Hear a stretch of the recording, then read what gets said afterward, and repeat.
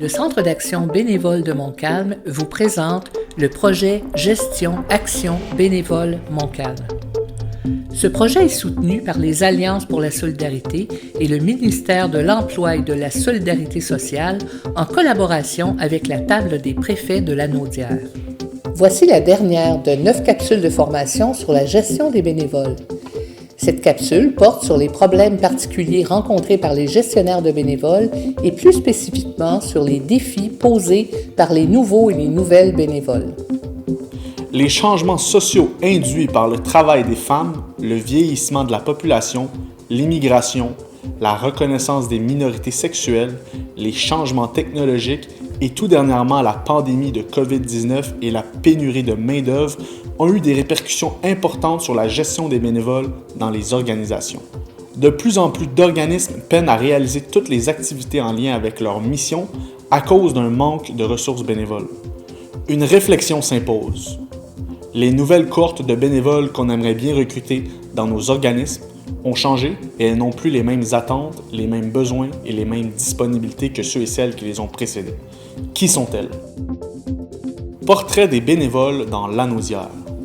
Commençons tout d'abord par dresser un portrait actuel des bénévoles de la Naudière.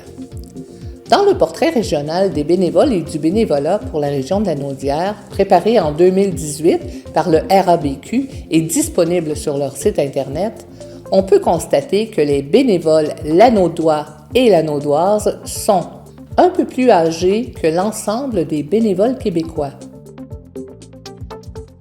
un peu moins scolarisés, surtout engagés par plaisir ou par intérêt pour une activité ou pour une cause. Actifs dans une proportion à peu près égale dans les secteurs culture et loisirs et services sociaux, qui occupent un peu plus de 50% des bénévoles. Majoritairement engagés dans des tâches visant à apporter du soutien pour de l'accompagnement ou des soins de santé et présentes à hauteur de 31% dans l'organisation d'événements. Plus de la moitié des bénévoles de la Naudière consacrent entre 1 et 10 heures par mois à leur action, mais 12% y consacrent 41 heures et plus. Mais ce portrait est en train de changer. Depuis la pandémie, le nombre de bénévoles âgés de 65 ans et plus a tendance à diminuer dans les organismes, alors que, traditionnellement, ils ou elles formaient le groupe le plus actif. Les baby boomers. Alors que s'opère le remplacement des générations, les baby boomers prennent peu à peu la place de ceux de la génération d'avant et leur profil diffère de celui de la cohorte qui les a précédés. Ce groupe représente actuellement, dans le secteur de la santé et des services sociaux, celui où l'on retrouve une plus grande partie des effectifs bénévoles. Qui sont les baby boomers? Même si ce n'est pas une génération homogène, ceux et celles qu'on appelle les baby boomers sont nés entre 1946 et 1964 dans une période de progrès scientifique et de prospérité économique où la confiance en l'avenir était grande. Ils ou elles sont, pour la plupart, aujourd'hui retraités. Cependant, avec la pénurie de main-d'œuvre qui prévaut actuellement, certains et certaines sont retournés sur le marché du travail. Qu'est-ce qui caractérise les baby boomers? Selon le dernier recensement, ils et elles représentent aujourd'hui 24,9% de la population canadienne. Ce groupe démographique a été l'un des plus importants et influents au cours des dernières décennies, mettant en place l'État-providence.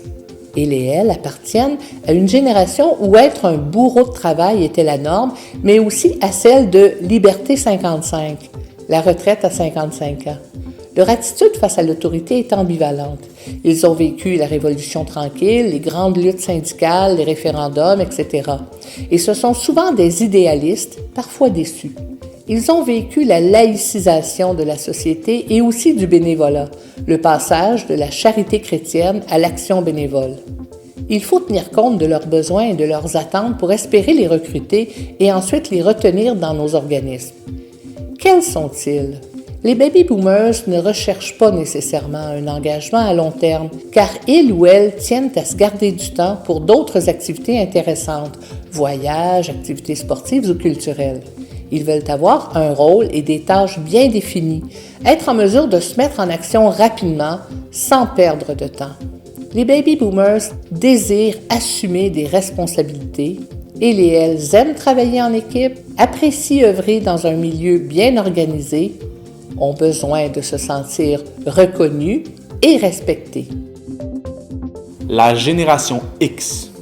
Cette génération, qu'on appelle aussi la génération sandwich entre les baby boomers et les milléniaux, regroupe les personnes nées entre 1965 et 1980. Moins nombreux que dans les générations qui la précèdent et qui la suivent, les individus qui la composent représentent 20% de la population canadienne. Ils ou elles ont grandi dans un monde analogique et ont vécu le changement vers l'univers numérique. Les membres de cette génération ont été témoins de grands changements politiques et sociaux, crise énergétique, fin de l'apartheid, chute du mur de Berlin et de bouleversements économiques.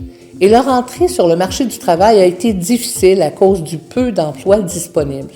Comment peut-on décrire les personnes de la génération X par rapport à celles des générations précédentes? Ils ou elles sont plus scolarisés, plus individualistes, plus adaptables, plus autonomes, moins enclins à faire confiance aux grandes organisations. Par conséquent, leurs besoins et leurs attentes sont d'être plutôt supportés que dirigés, d'avoir leurs besoins d'autonomie et leur indépendance reconnus, d'avoir du plaisir, de se réaliser dans leurs tâches et d'y réaliser des apprentissages, que leur façon de s'engager et leur disponibilité soient respectées. Génération Y et milléniaux. Nés entre 1981 et 2000, elles arrivent en grand nombre dans Montcalm pour s'y installer.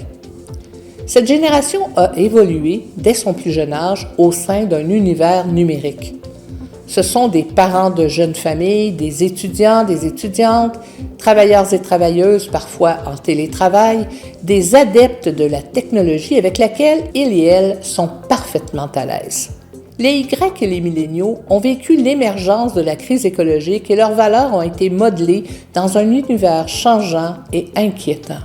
Leur rapport au travail et à l'argent n'est pas le même que celui de leurs aînés.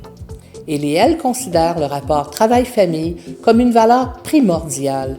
C'est une génération d'individus qui veulent profiter de l'instant présent et qui cherchent à trouver un sens aux expériences vécues.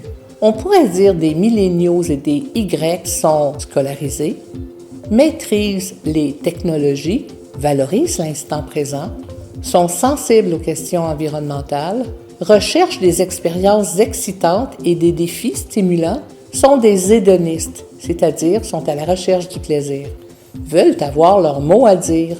Leurs besoins et leurs attentes sont d'être des partenaires et que leur avis soit entendu, d'être immédiatement dans l'action, que leur expérience de bénévolat leur permette de déployer leurs talents et correspondent à leurs intérêts, de s'identifier à une cause plutôt que de rendre service, d'avoir du plaisir, de pouvoir exercer leur action bénévole au moment qui leur convient.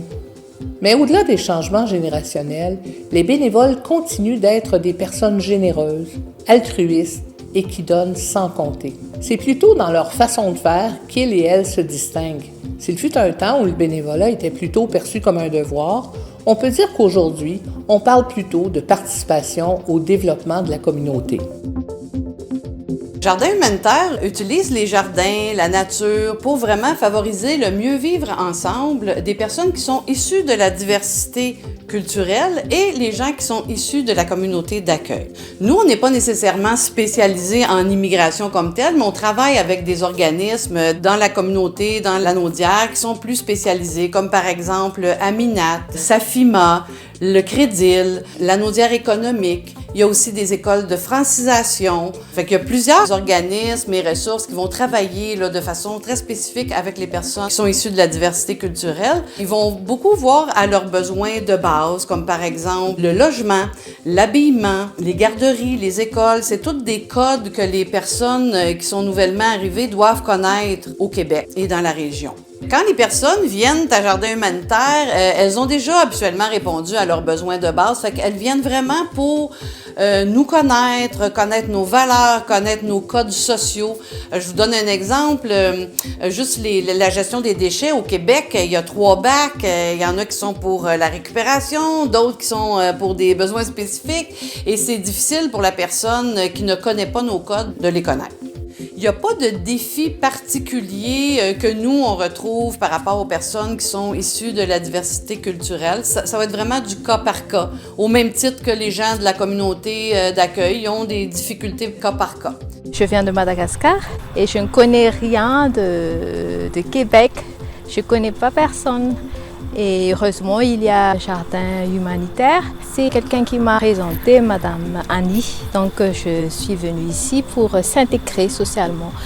J'apprends beaucoup de choses ici et aussi je participe aux actions bénévolat. Je commence à faire des connaissances et ça me plaît beaucoup. Il y a des personnes qui vont avoir des difficultés au niveau de la communication. Il y en a qui ne parlent pas nécessairement le français ou ne le parlent pas très bien.